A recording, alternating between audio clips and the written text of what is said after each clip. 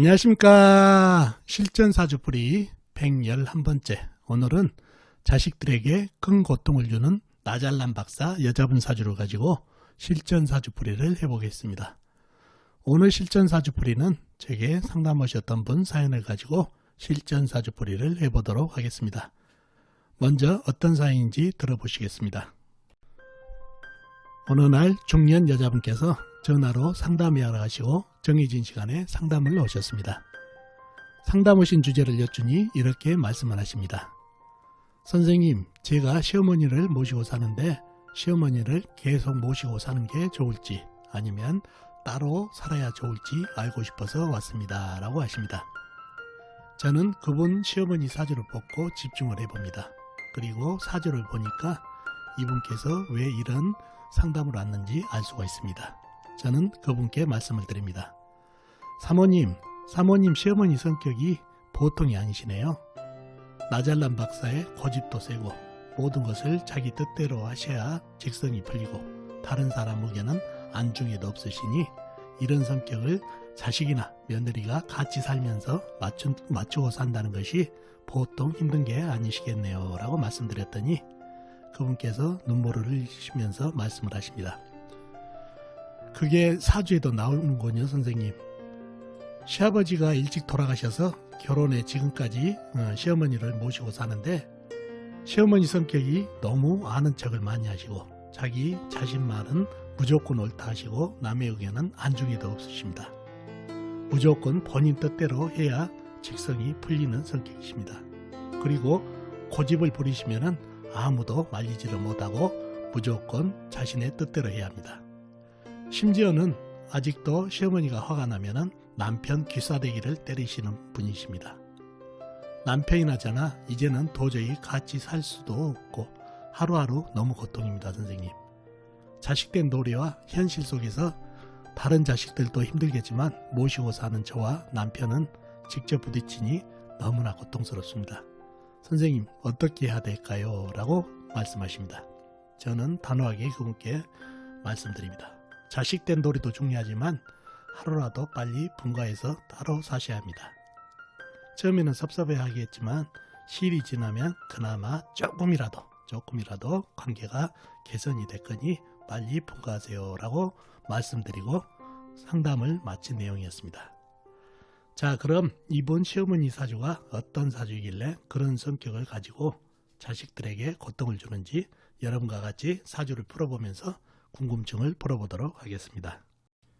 자, 이 사주가 오늘 여러분과 같이 풀어볼 사주가 되겠죠. 임원년, 임인월, 갑진일, 계유시에 태어나신 여자분이시네요. 임원년생이시면 1942년생이시죠. 그러면 2019년 올해 78세가 되시는 여자분 사주가 되겠네요. 자, 이분이 상담하신 분 시어머니가 되는데 상당히 고집이 강하고 자기만 생각하고 이런 성격이라는 얘기죠. 이기주의고 상당히 자기 뜻대로만 하려는 그런 성격 때문에 힘들다. 그렇게 상담을 오셨다는 얘기죠. 자, 왜 그런지 사주 형국을 파악해봐야 성격하고 성향을 알 수가 있겠죠.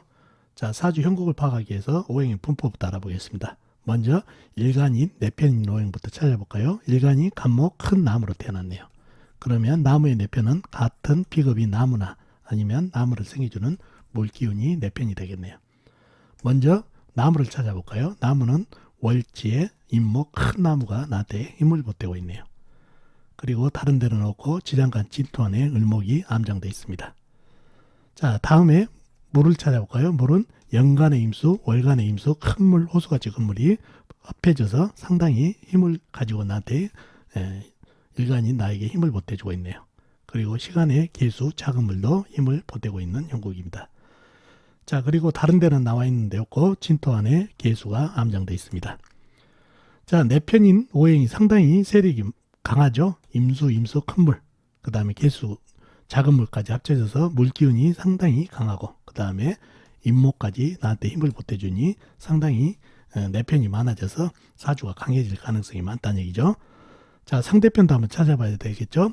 일간이 내편이 많으면 사주가 강해질 가능성이 있고 그 다음에 상대편, 내 힘을 빼간 오행이 많으면 사주가 약해질 가능성이 있죠. 상대편도 한번 찾아보자고요.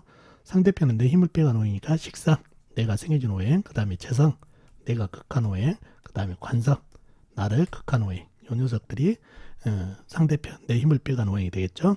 식상은 나무가 생해준 오행이니까 불이 되겠고, 재성은 흙, 그 다음에 관성은 쇠가 되겠네요. 먼저 식상인 불을 찾아볼까요? 불은 연지 오화 작은 촛불이 있네요. 그리고 다른 데는 없죠. 지장간 임모간의 병화가 암장되어 있습니다. 자, 다음에 재성인 흙을 찾아볼까요? 흙은 일지에 진토, 큰 흙, 광활한 대지가 있습니다. 절벅절벅한 흙이죠. 그리고 다른 데는 없고 오화 지장간의 기토 작은 흙, 그 다음에 임목 지장간의 무토 흙이 있네요. 다음에 관성인 쇠를 찾아볼까요? 쇠는 시지에 요금 작은 쇠 조각이 있네요. 그리고 다른 데는 없고 지장간에도 없고. 자, 이렇게 상대편이 오하, 진토, 유금 나와 있는 거는 이렇게 작은 물, 작은 쇠, 그 다음에 큰 흙뿐이네요. 반면에 내 편이라고는 큰 물 두 개가 합쳐지고 임목, 큰 나무, 그 다음에 작은 물까지 합쳐져서 사주가 상당히 강해질 가능성이 컸다는 얘기죠. 좀 더 깊이 들어가 보자고요. 이 유금은 나를 극하고 있나요? 예, 쇠가 하는 일은 나무를 극하든가 아니면 물을 생하든가 둘 중에 하나 해야 된다에 생과 극이 같이 있을 때는 생이 우선이라고 그랬죠. 바로 위에 계수가 있어서 계수를 생하고 있네요. 금생수로. 그러니 나를 극한 게 아니라 금생수 수생목으로 오히려 유금은 내 편이 돼버렸네요. 그죠? 자, 그래서 상대편 하나가 내 편으로 들어왔다는 얘기죠. 그러니 사주 힘을 더 강해지죠. 또 한번 보자고요. 진토는 어떤가요? 진토는 지금 나무들한테 극을 너무 많이 받고 있죠. 그리고 이 물들이 쏟아져 내리게 되면 이 절벅절벅한 진토가 살 길이 없죠. 그래서 살 길을 찾아서 바로 옆에 있는 유금에게 진유 합을 청해가지고 합금이 되네요. 그러니 이 진토도 쇠가 되면서 금생수에 동참하다 보니까 이 진토도 바로 내 편이 돼버렸네요. 그러면은 이제 상대편이라고는 오화 하나 남았네요. 작은 촛불 달랑 하나 남았네요. 요것도 큰 물이 쏟아지다 보니까 거의 소멸해버리는 그런 사주팔자가 됐네요. 그러니 이 사주는 상당히 신강을 넘어서 최강사주까지 가버렸다는 얘기죠. 상대편이라고는 오화 하나뿐이다. 나머지 그 임목안에 무토라든가 병화가 있지만은 너무 힘이 약하죠. 그래서 이 사주는 최강사주가 됐고 이 사주에서 가장 강한 오이면서 흉한 것은 이 물입니다. 금생수를 받은 물이 사주를 망쳤다는 얘기죠. 자, 인수인 물이 이렇게 많고 그러니 용신은 이 임목이 되겠죠. 이 나무 혼자, 일간 혼자 이 물을 받아내기는 너무 역부족이죠. 썩어가고 있기 때문에. 그래서 월지에 있는 임목이 이 많은 물을 갖다가 같이 흡수를 해주니까 일간이 숨을 쉬고 있다는 얘기죠. 그래서 이 임목이 용신이 되겠네요. 그리고 희신, 운에서는 불을 받아야 수생목, 목생화로 통관이 되면서 상당히 좋은 운기가 되겠습니다. 그래서 용신은 임목, 희신은 불이 되겠습니다. 자, 이런 사주팔자가 됐습니다. 자, 근데 이 사주가 상당히 이분 성격이 만만치 않다는 얘기죠. 이기주의고 자기 고집대로 하고 자기 성질대로 하고 배품이 없고 무조건 자기 의지로 돌아가야 된다는 얘기죠. 화가 나면은 이분 남편, 자기 자식 기싸대기도 아직 때릴 정도로 성격이 강하다는 얘기예요. 그래서 왜 그런가 봤더니 이 사주가 최강사주죠. 최강사주들의 성격 아시죠? 강사주다. 강한 성격을 가지고 있다는 얘기죠. 그것만 가지고 그러한 성격이 나오자 아니죠. 인수가 많다는 것은 욕심이 많다는 거하고 똑같습니다. 욕심이 많으면 남에게 배려를 잘 안 한다는 얘기예요. 그리고 이기주의가 된다는 얘기예요. 근데 사주에 식상이 있어가지고 많이 먹었으면은 설을 해주면 좋을 텐데 이 사주에 오화 꺼졌고 임목안의 병화 이것도 임수가 쏟아지면서 거의 소멸된다는 얘기예요. 그래서 일간이 많이 먹었으면 설을 해줘야 되는데 설을 못 해주진 불에게 목생화를 해줘야 이렇게 소화가 되면서 되는데 목생화가 안 되기 때문에 일간에서 꽉 막혔다는 얘기예요.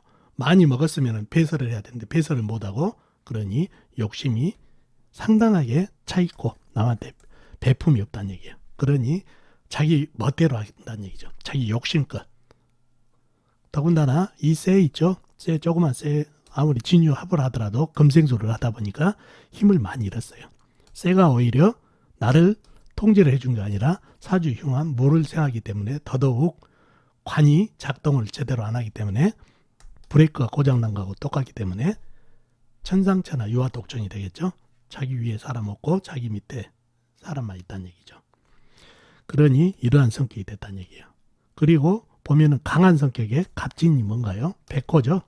백호살은 사주를 기질을 상당히 강하게 한다고 그랬죠. 그러니 일주가 백호기 때문에 강기질을 더 더해버린다는 얘기죠.